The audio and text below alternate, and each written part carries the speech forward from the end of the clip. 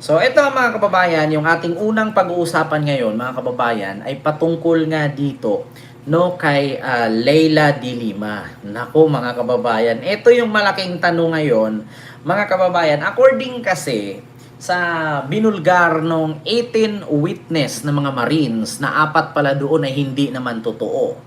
'Di ba? Kaya mga kababayan, ganito po ang nangyari. Si Leila de Lima daw, isa sa nakatanggap ng mali-malitang pera. Ha? Isa sa nakatanggap ng mali-malitang pera. Ano yan, Sir Kent? Ano ba, Sir Kakoys Jemre? Ha? Si Leila de Lima daw ay isa sa nakatanggap ng mali-malitang pera. So ngayon mga kababayan, syempre magtatanong po ako. Ha? Paano nangyari nakatanggap si Leila de Lima ng mali-malitang pera galing kay Saldico at sa isyong 2025, 2025, 2023, 2024, eto 2025 nangyari ang mali-malitang pera. 2025 nangyari ang mali-malitang pera. So ngayon mga kababayan, nagre-react si Attorney Jesus Palces, no? Sasabing ito, mga kababayan, ito po ang nangyayari. Mula po ito mga kababayan sa Pilipinas Today News. Ayan Pilipinas Today News. Nag-react po si Attorney Jesus Palces at basahin ko po mga kababayan na bakit bibigyan ng maleta si Congressman de Lima kung nakakulong pa siya?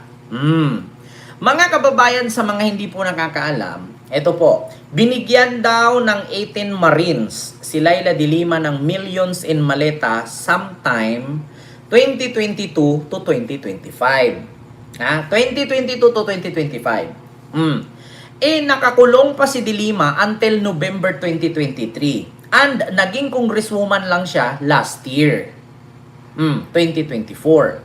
So ngayon mga kababayan, ba't naman siya bibigyan ng maleta? Anong political commentator? Anong political anong komento ninyo sa politika na usapin na ito mga kababayan? Kung ito, mali para sa political commentator na si Attorney Jesus Palces, ang timeline ng pagbubunyag ng 18 Marines na ang apat naman ay peke, hindi totoong Marines, na umano'y dating miyembro ng Philippine Marines na namahagi umano ng mga ito ng mali-malitang pera sa ibang politiko at personalidad. Kabilang daw si mamamayang Liberal Party List Leila de Lima.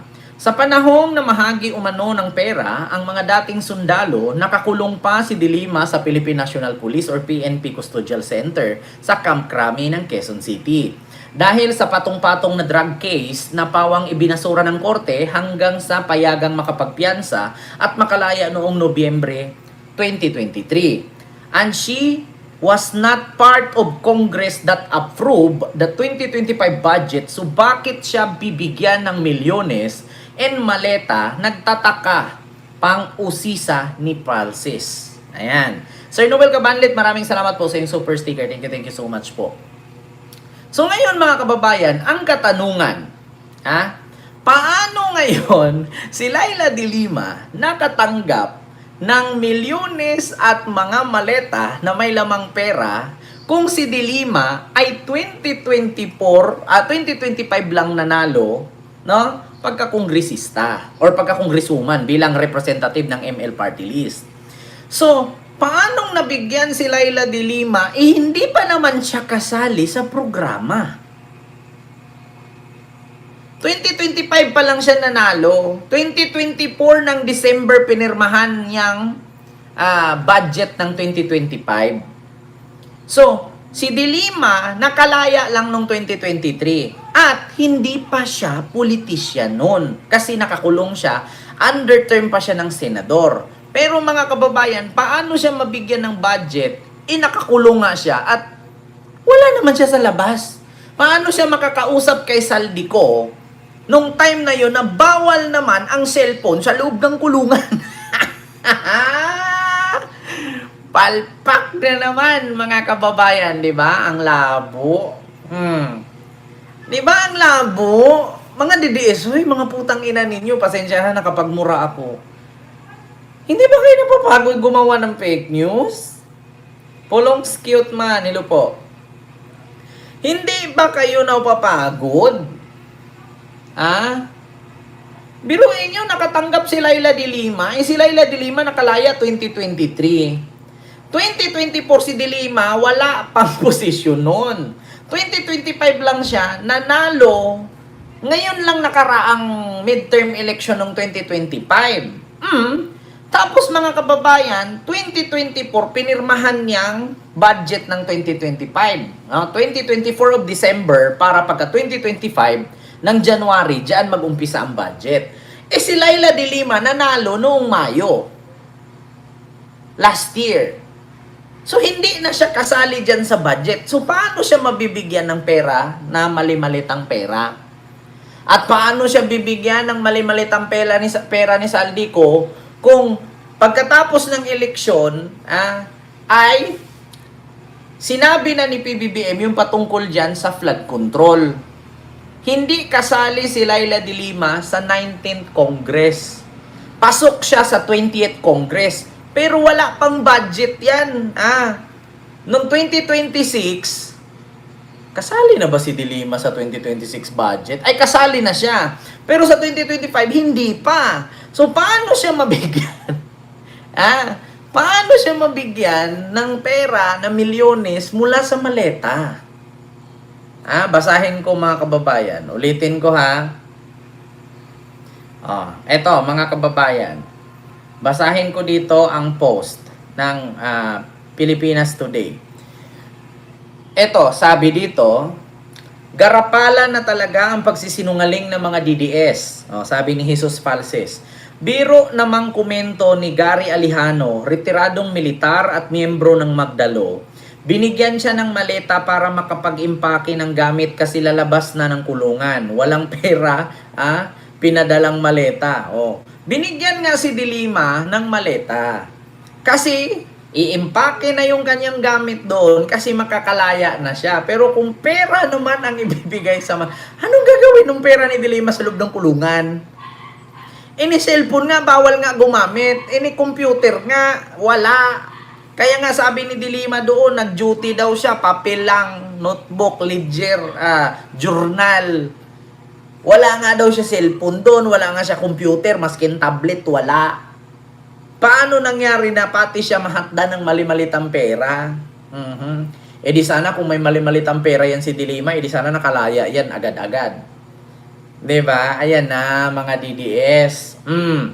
Tapos sabi pa dito, si Alejano ay kasama sa Magdalo ni former Senator Antonio Trillanes IV, na kasama rin sa mga binanggit na mga dating sundalo na pinag-abutan umano nila ng perang pangbayad naman sa investigador ng International Criminal Court or ICC kaugnay kasi dating Pangulong Rodrigo Duterte sa kaso. Diba? Tanong ko lang, paano mangyari na si Alejano bibigyan ng pera at si Trillanes ni Saldico, 2022 pa lang, wala na si Trillanes sa posisyon. Mga kababayan, na tanong ko lang si Trillanes, wala na po siya nung 2022. Tumakbo siya nung midterm election pagka-mayor sa Caloocan.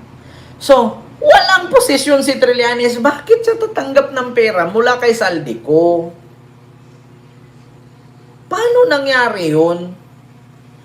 2025 election for mayor. Wala nang power si Trillanes doon kasi last term na niya pagiging senador. Paano sila makatanggap? Wala silang posisyon noon. Si Laila de Lima ganun din. Kakalaya lang noong 2023. So paano nangyari? 'Di ba? Papriskon-priskon pa kayo. Eto mga kababayan pakinggan ninyo yung presko ni Mangga. Ito ba 'yon? Pakinggan niyo yung presko ni Mangga mga kababayan.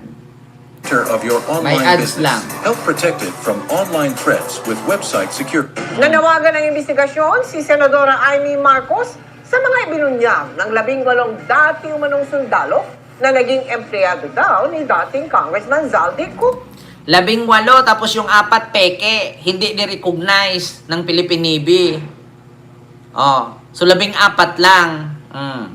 Sila raw ang tagatid ng mali-maletang flood control kickback sa ilang mambabatas, personalidad at opisyal ng gobyerno, kabilang si Pangulong Bongbong Marcos.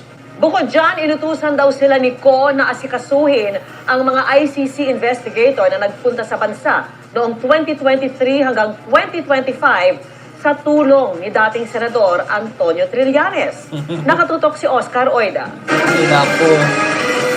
Ito na. 18 dati umanong military personnel, karamihan mga dati umanong miyembro ng Philippine Marines ang iniharap ng abogadong si Attorney Levito Baligod sa miyembro ng media.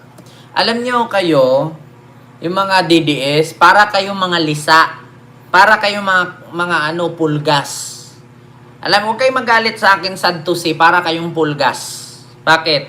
Alam nyo, pag may kuto ang pusa at aso, yung pulgas, kapag hinimay mo yung balahibo, ang bilis tumakbo. Tapos tatalon para hindi mahuli. Hindi alam kung saan ang direksyon. Kapag nagkukuto ka ng aso, di ba pag ginanon mo may pulgas, ang bilis ng pulgas lumulusot-lusot sa mga balahibo. Para silang ganun. Di ba? Para silang mga anay. Alam mo yung mga anay, kapag nagtayo ka ng bahay tapos haligi mo kahoy, kukut-kutin nila hanggang sa masira. Ganun ang mga DDS. Continue. Mga dati umano silang tauhan ni dating Congressman Zaldico. Mga kasamahan rin daw sila ng dati ring Marine at dati ring security detail ni Ko na si Orly Guteza. Kung kasamahan kayo ni Orly Guteza, baka pareho din kayo kay Orly Guteza. Pag ipatawag kayo, hindi kayo magpapakita. Baka pag ipatawag kayo, tapos sasabihin na naman ni Marcoleta, huwag ka magmamadali, naiiwan mo yung paragraph 20. Tapos may gaganon-ganon doon sa likod, na matanda, yung puti na buhok sa likod ni Tulpo, gawa ganon-ganon, tapos gaganyan, para magkukots. Tulad ng inilahad ni Guteza noon sa Senate Blue Ribbon Committee. Diba, Sir Kwento Henry? ng mga Marines ang paghahatid ng basura o yung mali-maletang pera sa ilang mababatas, politiko at iba pang mga personalidad mula September 2022 hanggang unang bahagi ng 2025. Marami pong contractors sa buong Pilipinas na napromesahan ng proyekto. Hindi pa nila nakukuha ang kontrata ay nag-uumpisa na silang mag-remit kay Ginoong Zaldico doon sa kanyang bahay sa Pasig City. Ang tanong ngayon, aaminin kaya ni Zaldico na nagbigay siya ng 800 million billion. Kulang-kulang 1 trillion yan, 805 billion. So, ngayon, kung merong 805 billion, magkano ba ang budget noong 2025 para sa DPWH? Sige nga, silipin natin mga kababayan. Gaano kalaki ang pondo ng DPWH noong 2025 budget kung merong 805 billion? Tignan nga natin, ilang billion nga ba ang budget? Search natin mga kababayan. DPWH budget. Ito in 2025. Malaman naman natin yan Ito mga kababayan, lumabas na. Ito po ang lumabas mga kababayan. Department of Public Works and Highway. 1 trillion.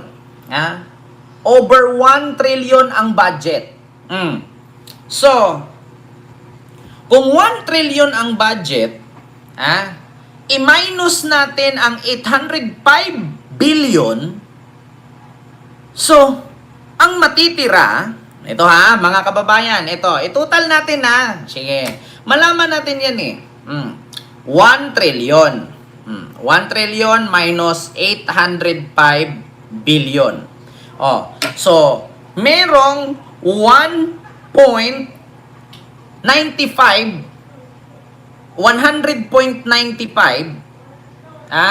billion na tira. Ito mga kababayan, 195 billion, no? Sa 1 trillion. Kasi merong 805 na ibinigay daw na mali-malitang pera. So ngayon mga kababayan, kung 195 billion na lang ang budget sa DPWH, paano yung kay Sara Diskaya na 200 billion? Saan yun huhugutin? Paano yung kay Edwin Garjola na billion-billion din? Saan galing yun? Paano nyo i-estimate yan? Sige nga, ang budget ng DPWH ng 2025 is 1 trillion. I-minus natin ang 805 billion, so may 195 billion na tira. So saan kukuha si Diskaya, si Garjola? Kay Diskaya pa lang 200 million na. Kumusta yung kay Garjola? Kumusta yung kay Lubiano? Kumusta yung kay Alcantara? Ano yun? Sige nga, edi na short pa. Paano ninyo ngayon i-computerize yan? Paano nyo i-total yan, i-calculate? Sige nga. Kung hindi ba naman tanga, paano nyo i-divide yan? Sige. Paano ninyo i-divide 2025 budget, 1 trillion sa DPWH? I-minus natin ang 805 billion, so merong 195 billion na natira. Ang project ni Diskaya, putang ina, lagpas-lagpas na. Meron pang kay Guardiola, lagpas-lagpas din ng ilang daang bilyon. Sa paano na lang yung napunta kay Saldico? Kung yung 800 billion ay binigay doon kay PBBM. So magkano ang natira kay Saldico? Diyan pa nga lang sa pera na sinabi niyong 805 billion, short na ang DPWH eh. Mag-aabono pa ang DPWH? So kung 805 billion ang hinatid kay PBBM na mali-malitang pera, paano magnakaw si Alcantara? Paano magnakaw si Diskaya? Paano magnakaw si Guardiola?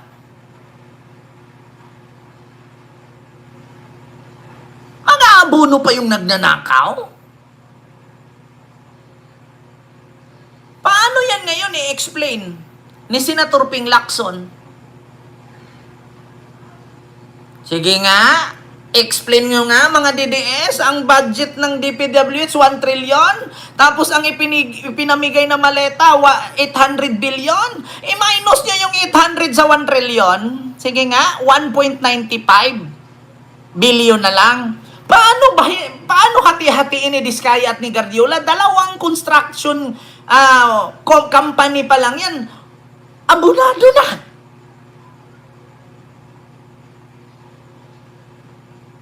Paano makapagnakaw si Guardiola at si Diskaya? Paano sila nakabili nakapagpagawa ng 600 million na bahay at daan-daang milyon na mga sasakyan? Kay Guardiola at kay Diskaya palang lugi na. Andun pa kay Bunuan, nandun pa kay Bernardo, andun pa kay kay Mark Villar. Paano ninyo yan isipin? Paano ninyo i-calculate yan? Sige nga, paki-explain mga DDS. Nagsauli pa si Alcantara. Ako natatawa ako mag-isip may Aimee Marcos pa imbestiga. Aimee, magamit ka ng calculator. Sa laki ba naman ang mata mo? Diba? Isipin yung mabuti, 1 trillion ang budget. Tapos, ang hinatid na pera, 805 billion.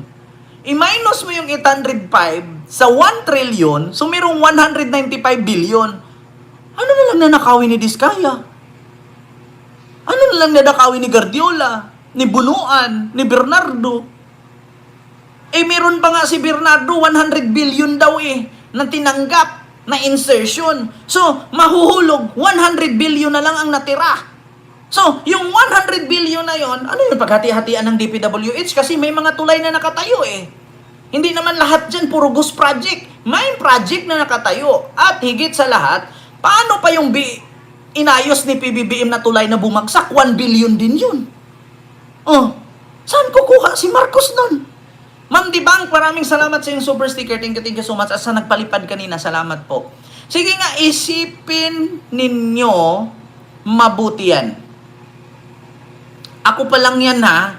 Wala pang lawyer, wala pang mga trial lawyer na nag-iisip niyan. Ako pa lang ang nakaisip niyan. Kung 1 trillion ang budget, i-minus mo yung 805 billion. So, 195 billion na lang ang natira. Meron pang 142 o 147 billion si Chis Escuderong insertion. Oh! Paanyari yun? Saan kukunin ni Chis Escudero yung 147 billion insertion na 142?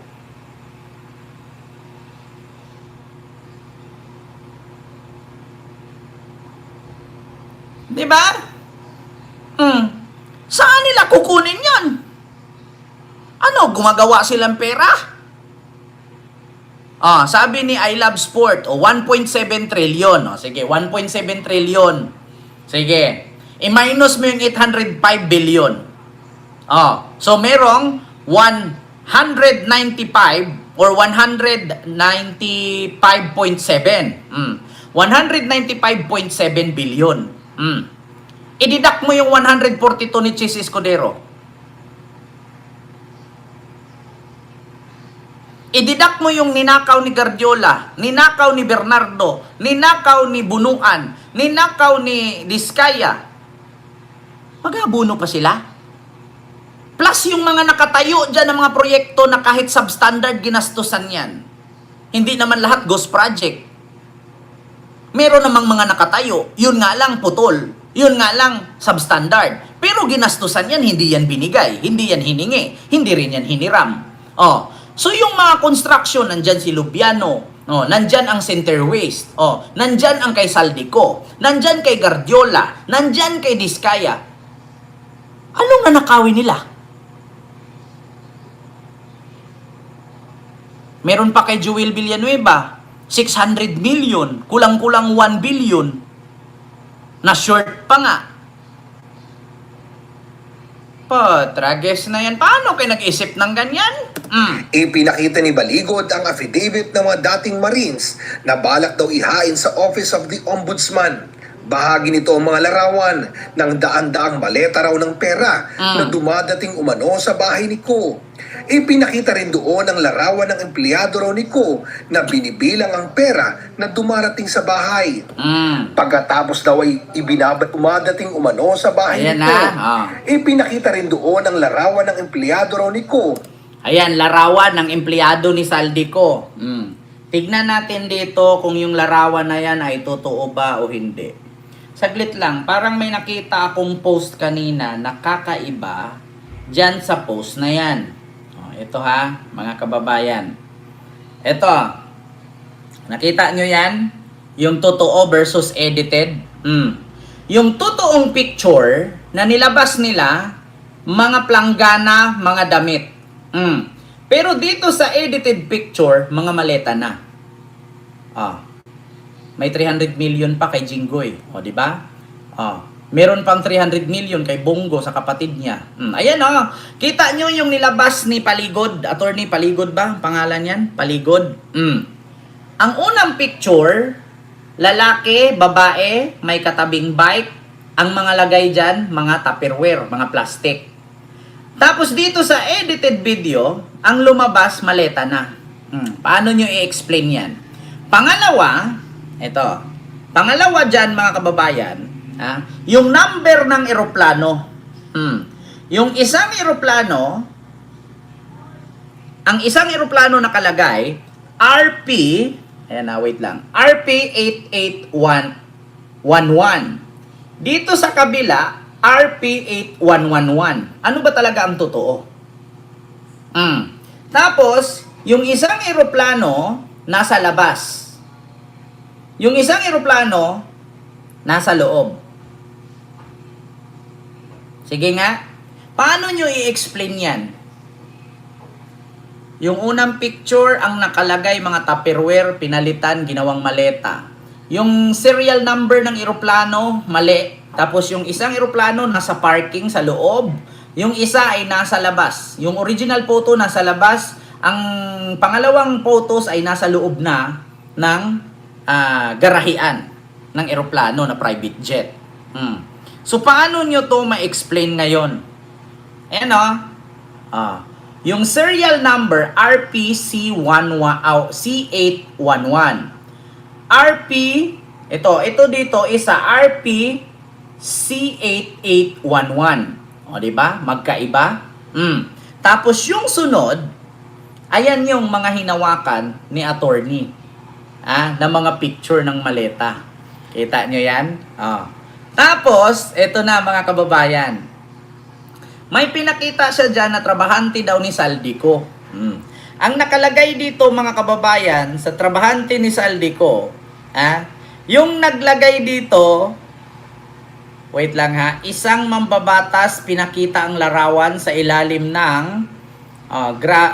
you no longer deserve to be called public servant. Grabe. Sabi ni Greco Bilgica.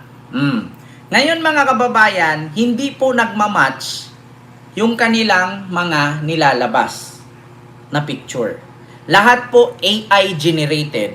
Katulad din sa paggawa nila ng AI generated doon sa mga pamilya ng biktima ni Digong na galing mismo sa News 5 reporter ang picture, kinuha ng mga nag-i-edit na DDS, nilagyan nila ng bagyong tatlong babae na biktima ni Digong, tapos sinabi nila, paano naging mahirap to, ang mamahal ng gamit.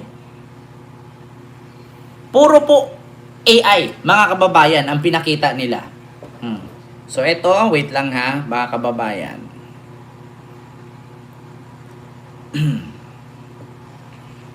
Ayan, continue natin. Na binibilang ang pera na dumarating sa bahay. Pagkatapos daw ay ibinabalik ulit sa maleta at dinadala umano sa penthouse condominium unit ni Ko sa BGC. Ipinakita rin nila ang litrato kasama ni Guteza. Ayon sa ilan sa kanila, nung una raw ay di nila alam kung saan galing ang mga mali-malitang pera. Fast mode is a new way May to work ads lang ha, with mga agents. kababayan. But when you need precise edits, Kita nyo yan? Yung mga pera kasi ma'am na dumadating at mga pera kasi yan ma'am is hindi namin alam na galing sa masama. Although kami ay isang empleyado lamang ni Boss Saldi and family. Kaya nung lumabas po yung issue ng flood control na yan, doon namin po napagtanto na yung mga mali-malitang pera na yan namin dinideliver sa mga iba't ibang nakaupo sa ating mga gobyerno ay galing po pala sa nakaw. Ang pera, dinala raw nila sa bahay o tanggapan ng ilang mga congressman, kabilang si nooy House Speaker Martin Romualdez. Yung mga maiingay sa Kongreso ay sila palang matitinding tumanggap ng mali-malitang pera. Nabanggit din sa nasabing presko ng umunay naging partisipasyon ng ilan sa kanila sa operasyon ng ICC investigator sa Pilipinas. Inutusan daw ni Ko ang ilan sa kanila na magsilbing driver sa ilang banyaga. Unang dumating ang mga ICC investigators sa Pilipinas noong December 2028. Narinig ninyo? Unang dumating ang mga ICC investigator sa Pilipinas, December 2028. Wala pa pong 2028, 2026 pa lang. Kita mo yan, attorney? Ulitin ko ha. Pakinggan ninyo, mga kababayan. Pakinggan ninyo. Ng ilan sa kanila sa operasyon ng ICC investigator sa Pilipinas. Inutusan daw ni Ko ang ilan sa kanila na magsilbing driver Ano kay sa ilang banyaga. time traveler? Unang dumating ang mga ICC investigators sa Pilipinas noong December 2028. Paano nyo i-explain yan, mga DDS? Putang ina. Ang galing ng script. dumating ang ICC investigator sa Pilipinas. December 2028. Putang ina mga kababayan, February pa lang ngayon, 2026. 2026 pa lang, attorney. Nag-2028 ka na. So ano yung si Digong namatay na?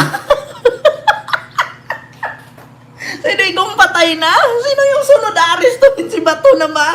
O sige, attorney, sabihin mo nga kung si Bato na aresto na, si Bongo.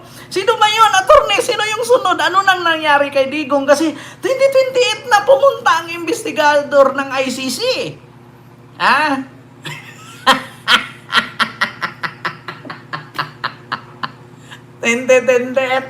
Sino na presidente nun? Kung 2028, so ibig sabihin, nakapasok ang ICC dito, hindi nanalo si Sara. Hala, hindi nanalo. Talo talaga si Sara sa 2028. Nakapasok ICC eh. Kasi kung si Sara ang presidente, walang ICC makapasok dito.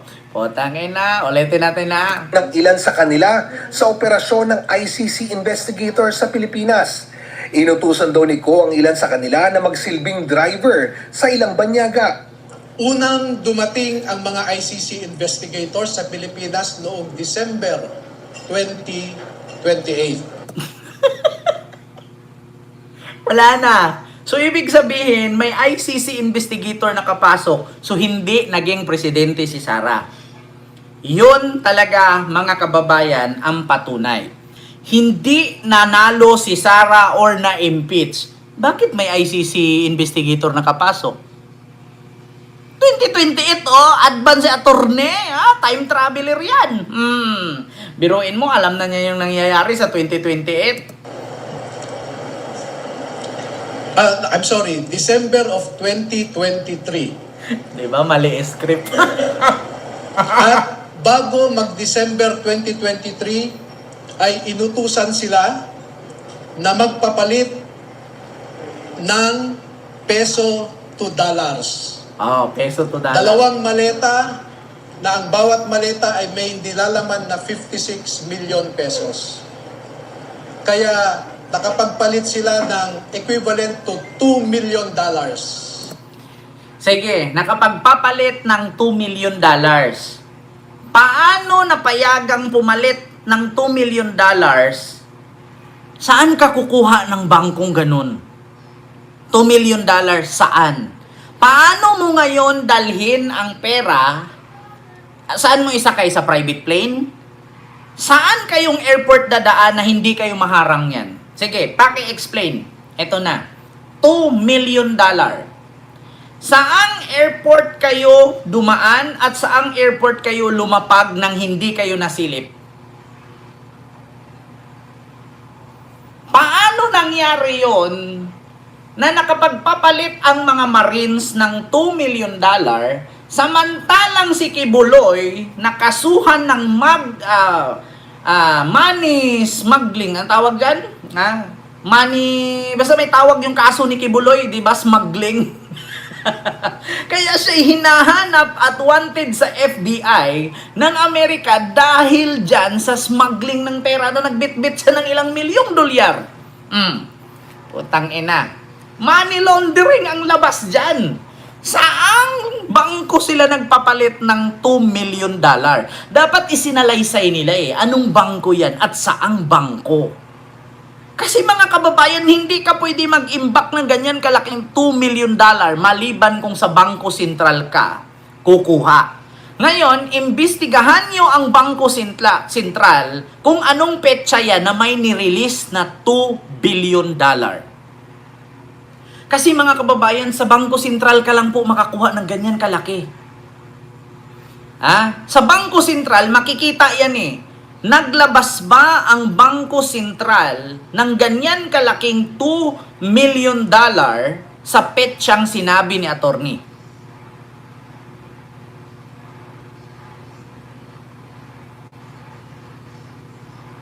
Cash smuggling, yung kaso ni Kibuloy, cash smuggling at trafficking. Saang bank sila kukuha ng ganyan kalaki $2 million? Maskin ang BDO, ang BPI, hindi mag-release ng ganyan kalaking $2 million. Hindi magre-release ng ganyan. Magpapalit ka nga lang ng $1 million, mahihirapan ka na mag-request. Ang mga bangko sa Pilipinas, lahat kadalasan private owned. Ang bangko na pagmamayari ng Pilipinas, ng gobyerno ng Pilipinas ay Land Bank. Do you think ang Land Bank magbigay ng ganyan kalaki? Pwede naman nating i-request. Kung meron bang record ang Land Bank na nag-release sila ng $2 million at ang Bangko Sentral ng $2 million. Kasi may record yan eh. I-match natin kung anong month, date, year.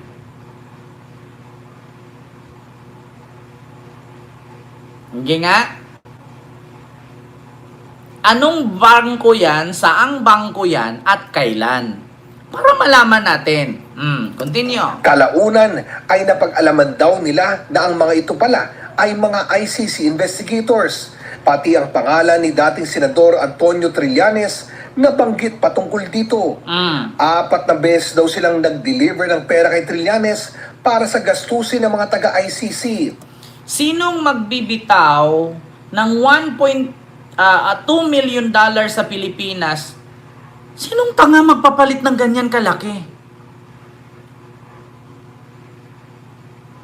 Sinong ganyan? Sinong Pilipino magpapalit ng ganyan kalaking $2 million? Paano mo gastusin yan?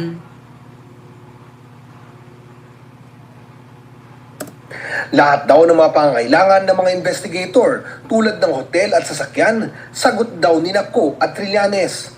Ang mga ICC investigator nag-ikot daw sa iba-ibang lugar para kausapin ang mga uri biktima ng extrajudicial killings noong panahon ni dating Pangulong Rodrigo Duterte. Pero puro mga witness na inirefer ni Trillanes lamang daw ang ini-interview ng mga ICC investigators. Nagkaroon pa raw ng pagpupulong ang mga ICC investigator sa bahay umano ni dating Justice Secretary Boying Remulla kasama si Trillanes at dating PNP Chief Nick Torre. The ICC investigators themselves committed graft and corruption. Dahil bakit hinayaan nilang lahat ng sasakyan, lahat ng pagkain, lahat ng accommodations nila ay sinagot ng mga tao na kilala naman nila na kalaban ng kanilang iniimbestigahan. Everybody, Apple Island Pier. Patunayan nyo. Mabilis lang naman kasi magsabi, mga kababayan. Oo. Pero ang problema kasi dyan, baka pag hinanapan na kayo sa ang street, anong petsa, anong taon, baka magugulat kayo itong 18 na to, mawawala, nagmag-alagutesa na naman. Mabilis lang magsalita na may ganyan. Pero pag iniimbestigahan na yan ngayon at yung mga sinasabi ninyo ay hindi nagmamatch, willing ba kayo magpakulong? Nako. Ayon kay Baligod, marami pa daw ibang impormasyon ang nakasaad sa affidavit ng mga dating sundalo na isusumite daw nila. Alam niyo mga kababayan, ganito yan eh. Yung nilabas nilang ganyang mali-maleta na yan, hindi sila matatapos yan sa maleta. Pagkatapos ng maleta na yan, drug addict na naman si PBBM. Alam niyo bakit? Gusto lang nilang tabunan ang impeachment ni Sara. Yung issue maleta na yan, 1 linggo lang yan, mawawala yan. Pagdating ng March 1, 2, 3, 4, 5, doon na. Mali kayo eh. Dapat hindi nyo nilabas yan ngayon. Dapat tsaka nyo nilabas yan katapusan. Kasi doon kakalkalin ang impeachment ni Sara. Para ano ba? Para matabunan yung impeachment. Ang mali ninyo, inuna nyo eh. Ano pa lang ngayon? 25, 26, 27, 28. Tapos 1, 2. 5 days mabubura yung issue na yan. Mawawala yan. Bakit? Tignan nyo ngayon, yung 4 nga dyan na sinabi nyong 18. 4 dyan, hindi naman pala Marines. So, 14 lang ang totoo. Yung iba pa dyan, awol. Yung iba maagang nag-resign. And the rest, yung 4 dyan, peke. Tapos ngayon, ang sabi nyo pa, ang pera, pinadala, 805 billion sa bahay ni PBBM sa Paway. Paano nagkaroon ng bahay ang mga Marcos sa Paway, ang bahay nila ay nasa Batak? Diba?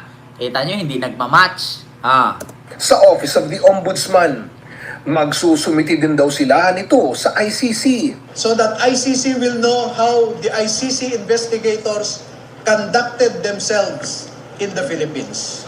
Kasunod ng mga paratang na ito, naghain na si Senadora Amy Marcos ng resolusyon sa Senado para manawagan ng investigasyon. Hinimok din ni Marcos ang mga nagpakilalang Marines na humarap sa Senado at ilatag ang kanilang akusasyon. Siguraduhin mo yan. Senator Amy Marcos, nahaharap yung mga Marines na yan. Kasi ang mangyayari yan, pag hindi humarap yung mga Marines na yan, mag-alagutesa yan, mapapahiya na naman kayo. At I'm sure nahaharap si Sentry dyan. Haharap si Laila de Lima dyan. Nako! Doon kayo mga kababayan, gigisahin ni de Lima at ni Trillanes. Kailan? Anong petsa? Saan? Yan lang naman tanong 5W in 1H. At ilabas ang kanilang ebidensya. Dito natin buksan sa Senado at suriin ang maleta ng katotohanan. Hindi maaring trial by publicity ang mangyari. Ay, parang ikaw lang yan. Gumawa ka ng batas, hindi puro chismis. Yeah? Dapat naintindihan mo yung sinasabi mong hindi pwedeng trial by publicity ang mangyayari. Ano ba ginagawa mo? Ikaw nga, puro ka lang press con. Maaring ang institusyon ng Senado at pati na rin ang Kongreso at ang dangal ng bawat halal ng bayan, Senado man o Kongresista, ay mayurakan ng walang kalaban-laban. Yung nose line ni Amy, nasubra yung dito na side. Medyo hindi natanggal yung eyeliner dito na pangguhit. Bagamat hindi ipinamahagi ni Baligod sa media ang buong affidavit, nabanggit sa resolusyon ni Senadora Marcos ang ilan pang bahagi nito. Ayan, yung affidavit daw hindi nilabas ni Baligod. Baka naman kasi peke na naman yan.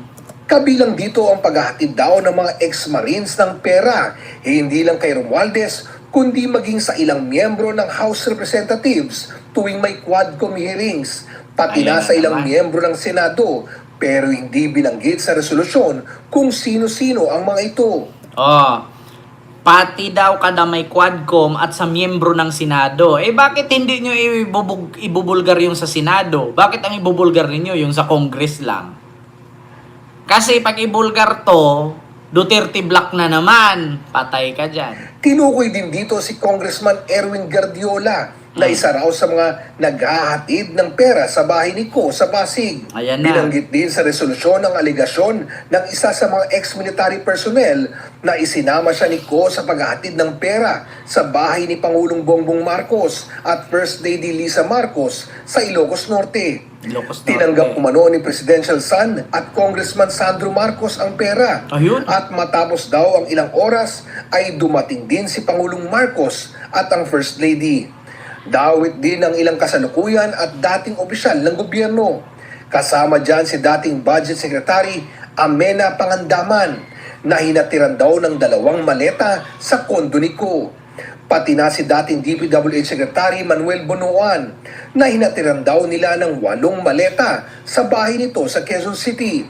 Nakita rin daw nila nang abutan umano ng paper bag si National Security Advisor Eduardo Anyo matapos ang isang pulong kasama ni Ko, Romualdez at de Lima. Sinabi rin sa resolusyon ang lingguhan daw na pagkuha ng pera mula sa bahay umano ni Agriculture Secretary Laurel Chu.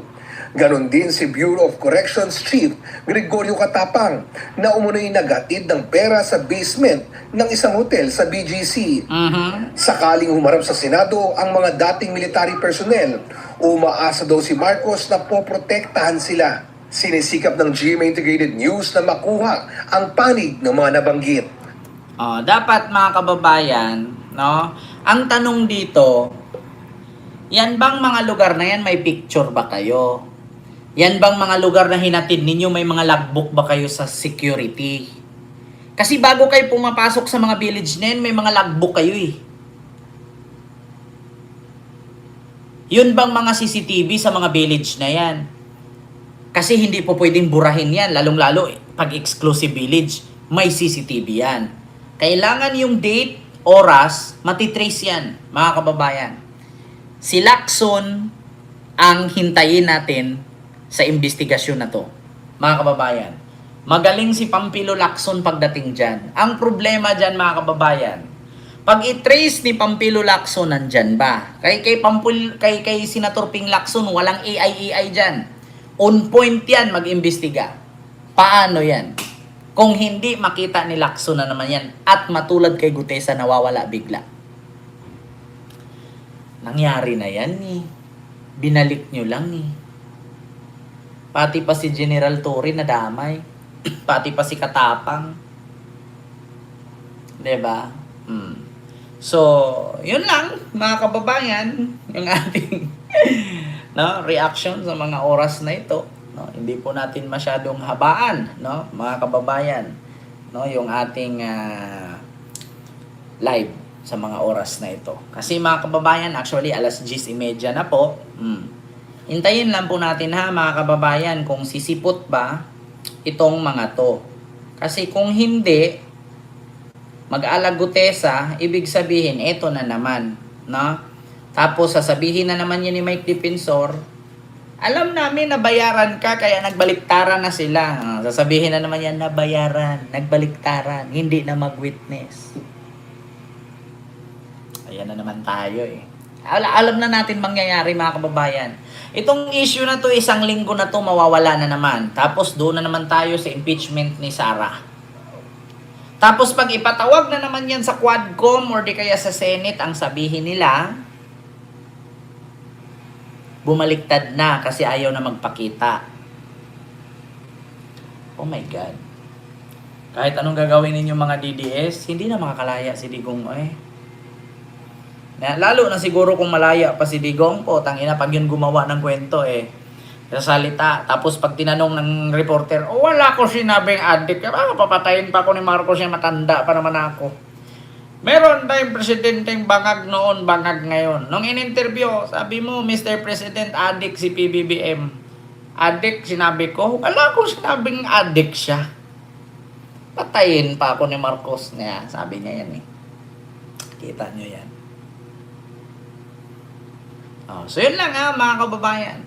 Maraming salamat po sa inyong lahat. Mali-mali script, no? Hindi nag-match. Yung bahay ni BBM nasa Paway daw, samantalang tagalawag naman yan sila. Ang taga-Paway lang naman, yung mga Karpyo. So yun lang mga kababayan, maraming salamat po sa inyong lahat. Mag-ingat po kayo.